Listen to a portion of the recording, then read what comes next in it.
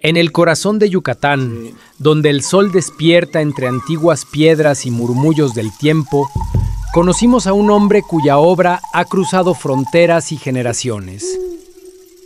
Luis Echeverría ha dedicado su vida a preservar la esencia del mundo maya. Los mayas se peinaban, se arreglaban, se perfumaban, usaban collares, tenían un calendario perfecto de Venus. Y ni de qué decir del calendario solar, el Solquín y el Hap. Y esos que vinieron a culturizarnos creen que sabían eso. 1500 años después que los mayas usaron el hormigón se conoció en Europa. Cuando el mirador se hizo, Roma no existía.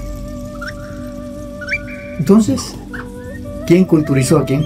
Claro, es cierto. Desde el presidente Salinas de Gortari hasta López Obrador, todos han reconocido su talento y visitado su taller.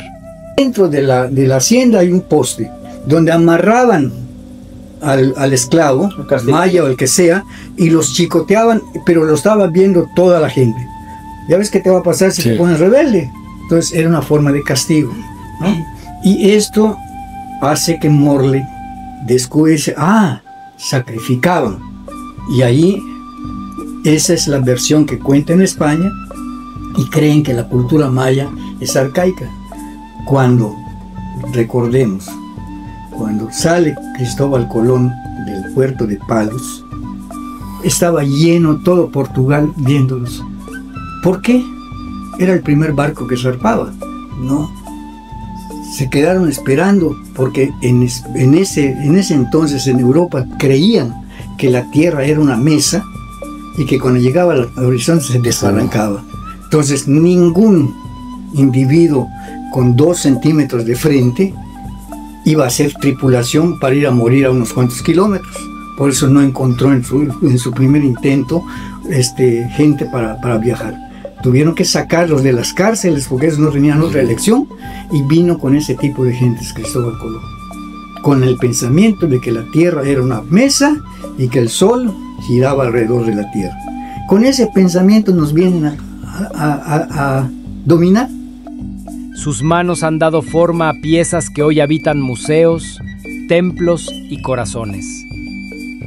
El arte de Luis no solo recrea el pasado, lo revive. Entre esos aventureros había gente estudiada y había gente simple y sencillamente exploradores aventureros, ¿no? Entre los estudiados vino Silvanus Morley. Venían con la finalidad de caminar y documentar para que España se entere de qué eran dueños. Obviamente, cuando ellos llegan y empiezan a ver edificios que en Europa no había, se espantaron. Dicen, ¿qué es esto? No, eso, nosotros venimos primero y les enseñamos. Sí, pues no se lo podían acabar, ¿no? Lamentablemente, volvemos al principio de que los toltecas eran peleoneros. Eran tremendos rebeldes. Así es que al que agarraban, que le caía mal, ese sí le sacaban el corazón, se lo comían, se lo daban a su perro como venganza, ¿no? Es obvio de que un pueblo guerrero, si Estados Unidos en el siglo XXI tiene sus cárceles donde tortura y asesina. No, ahorita con los cocodrilos, ¿no? Que sí está deteniendo. Entonces, los toltecas sí eran. Y además tienen sus cinturones de glifos que te dicen, este vaso lo hicimos para fulano de tal, para que tome su chocolate o su pozole. Es muy importante, porque ahí es donde la etnografía se puede agarrar para saber cómo se comportaba esa sociedad, cuáles eran sus costumbres, qué hacían, ¿no? Y eso en un museo es fundamental, porque el museo debe ser la escuela para que el público en general aprenda. Una subcultura que yo en lo personal les llamo maya tolteca. Maya tolteca. ¿Cuál es la diferencia? Chichén no tiene policromía. Y dices, ¿cómo puede ser que tenemos, por ejemplo, toda la ruta de los Chenes, Campeche, con una policromía exquisita, y aquí no haya Yaxuná? Si Yaxuná es preclásico, ¿por qué no hay policromía? Porque no eran artistas. Entonces lo que podemos rescatar Son evidencias de un asentamiento arqueológico, pero no podemos documentar libremente, sin que nadie nos diga algo, de realmente cómo estaba compuesta esa sociedad. Que llegan a esta región en el año 1150 aproximadamente, ¿no? Y crean el templo de Kukulcán con la mano de obra maya. Okay. Esos mayas, ellos eran guerreros y dominaban con las armas, pero llegan acá y encuentran un pueblo desperdigado, sin papá, sin mamá. Hasta las gracias les dieron que los esclavizaron a los mayas. 150 después de Cristo, llegan los toltecas. Para esto, ¿quiénes son los toltecas?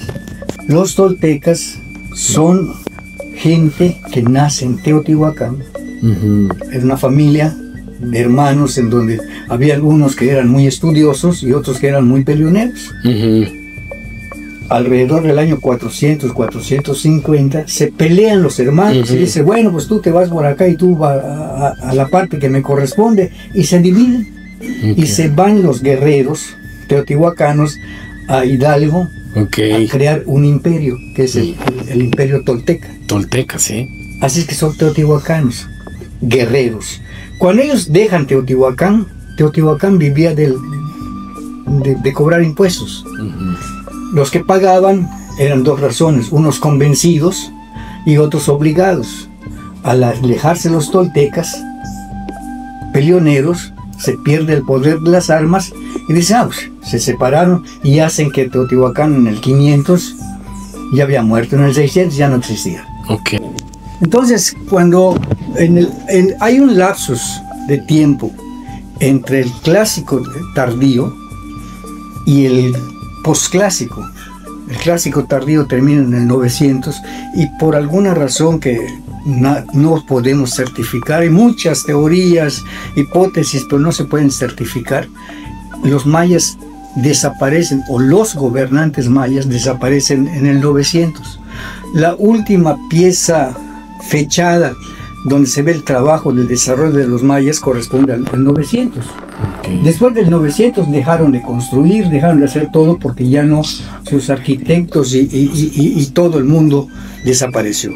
Quedó el pueblo. El arte maya sigue hablando, a través de quienes, como Luis Echeverría, recuerdan que crear también es una forma de resistir, enseñar y trascender.